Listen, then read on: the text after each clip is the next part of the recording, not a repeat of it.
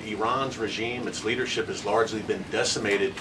Do we have a sense right now of who is actually calling the shots in Iran? And we're also hearing reports that the Supreme Leader's son may be named his successor. Do you have any more information about that? I just had a quick follow-up as well. Sure. We've seen those reports as well, of course, and this is something that our intelligence agencies are closely monitoring and looking at. The truth is, we'll have to wait and see. The president has said repeatedly that the objectives of Operation Epic Fury are the 4 military objectives that I laid out for you previously: to destroy Iran's navy, to destroy their ballistic missile capacity, to ensure their proxies in the region can no longer harm Americans, and to also ensure that they can never obtain a nuclear weapon. As for what comes next for Iran, the president has said, of course, it's a good thing for the United States to want freedom for the Iranian people, and ultimately we hope that freedom rests in their hands.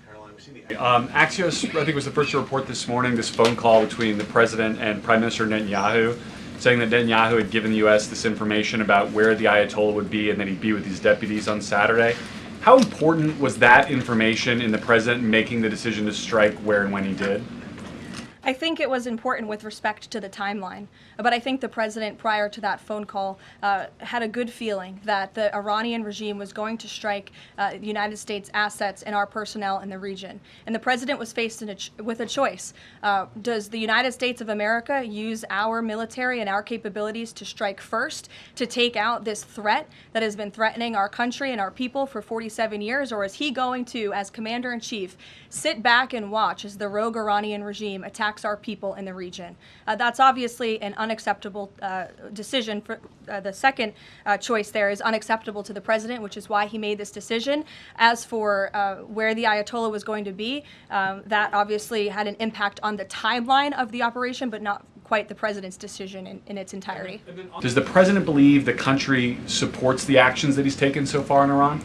I think he does, and I think the president knows the country is smart enough to read past many of the fake news headlines produced by people in this room that this action was unjustifiable. Again, this is a rogue terrorist regime that has been threatening the United States, our allies, and our people for 47 years, and the American people are smart enough to know that. And that point that you just make about the United States wouldn't mind seeing the government overthrown. Certainly President Trump has talked about wanting to see Iranians overthrow the government. Has the president considered at all kind of how he views a U.S. role, if any, in Iran post-conflict? I think it's something the president is actively considering and discussing with his advisors and his national security team. But again, right now, the focus, minute by minute, hour by hour, day by day, is on ensuring the quick and effective success of Operation Epic Fury.